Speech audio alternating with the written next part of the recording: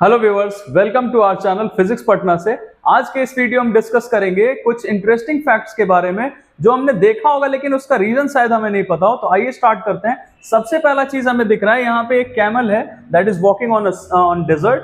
तो डेजर्ट पे बहुत आसानी से चल पाते हैं जो कैमल होते हैं। कैसे चल पाते हैं इसका रीजन हम जानेंगे।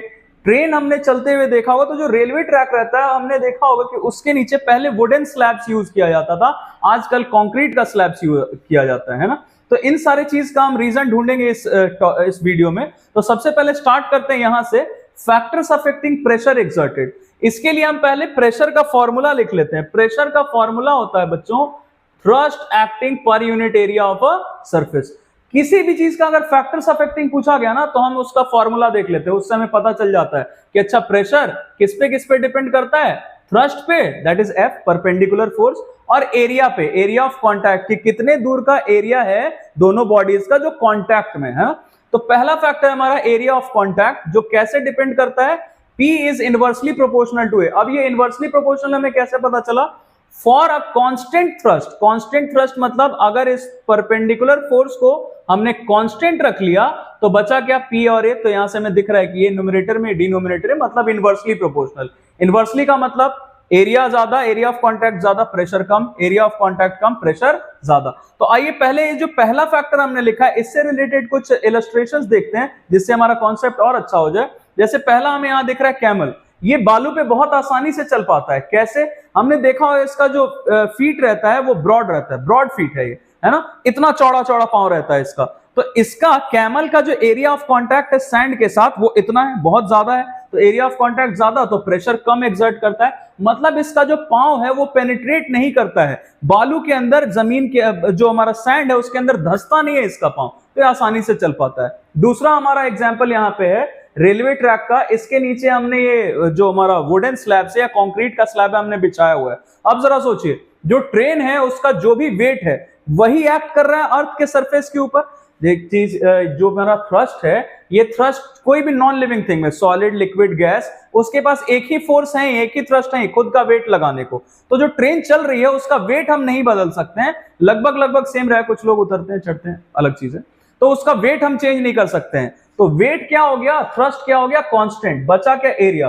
तो एरिया ऑफ कांटेक्ट, अब जरा सोचो अगर ये यहां नहीं बिछा हुआ रहता नीचे तो हमारा जो अर्थ है और ट्रेन है दोनों के बीच में एरिया ऑफ कांटेक्ट सिर्फ इतना सा रहता, जो हमारा रेलवे ट्रैक्स बिछा हुआ रहता है मेटलिक वाला वो सिर्फ रहता है ना।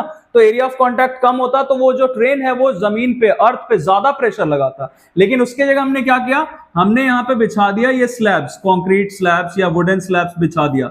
अब जमीन के साथ, अर्थ के साथ जो एरिया ऑफ कांटेक्ट है ट्रेन का वो बढ़ गया, है ना। तो बढ़ गया एरिया ऑफ कांटेक्ट, तो इसके वजह से प्रेशर कम हो गया।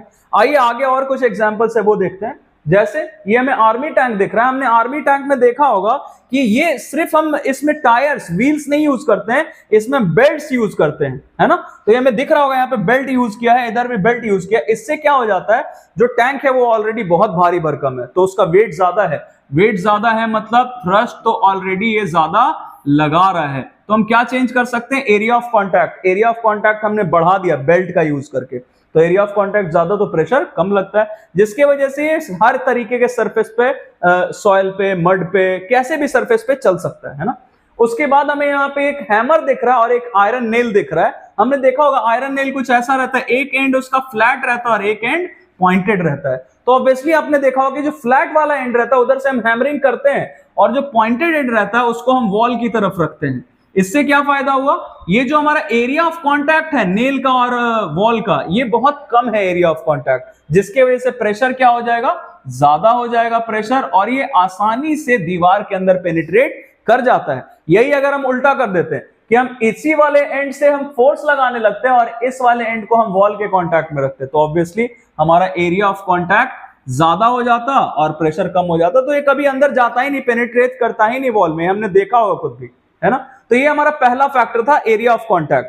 अब वापस आते हैं, दूसरा हमारा फैक्टर क्या है, for a given area of contact pressure is directly proportional to thrust. अच्छा, ये गिवन का मतलब होता है बच्चों कांस्टेंट। कहीं कहीं पे गिवन लिखा मिले मतलब वो चीज हमें पता है पर्टिकुलर कि इतना ही है, मतलब एरिया क्या हो गया हमारा कांस्टेंट। तो अगर कांस्टेंट एरिया है तो उसके लिए pressure is directly proportional to the thrust applied. अब आप जरा सोचो, मैं अगर यहां पे खड़ा हूं तो मेरा जो एरिया ऑफ कांटेक्ट है जमीन के साथ वो क्या है, जितने दूर का मेरा पांव का जो सोल होता है, हाँ, वो एरिया ऑफ कांटेक्ट है। तो एरिया ऑफ कांटेक्ट तो हम चेंज नहीं कर रहे हैं, वो कांस्टेंट है हमारा। लेकिन अगर मेरा खुद का वेट मान लेते हैं 60 केजी है, मास 60 केजी है, न्यूटन में चेंज करें तो लगभग 600 न्यूटन। तो अगर ये एक्ट कर रहा है नीचे सरफेस पे, जो भी प्रेशर एक्ट कर रहा है मेरे फोर्स की वजह से, मेरे थ्रस्ट की वजह से, अगर मेरे ऊपर कोई एक और बच्चा या कोई भी थोड़ा बड़ा बच्चा भी आके बैठ जाए तो फिर क्या होगा, मेरा एरिया ऑफ कांटेक्ट तो जमीन के साथ वही है, लेकिन वो जो हमारा वेट है, ओवरऑल वेट बढ़ गया, क्योंकि मेरे ऊपर एक और बच्चा भी यहाँ पे बैठ गया मेरे कंधे पे, तो वेट बढ़ गया मतलब थ्रस्ट बढ़ गया, तो थ्रस्ट बढ़ेगा तो प्रेशर भी बढ़ेगा, है ना। तो it is quite simple to get it. तो आई थिंक हमने जो इस वीडियो में डिस्कस किया है ये आपको अच्छा लगा हो, समझ में आया हो इसके बारे में। और भी कोई टॉपिक है आप मुझे वो बता सकते हैं, मैं उसके लिए वीडियो अपलोड कर दूंगा। Thank you very much and keep watching.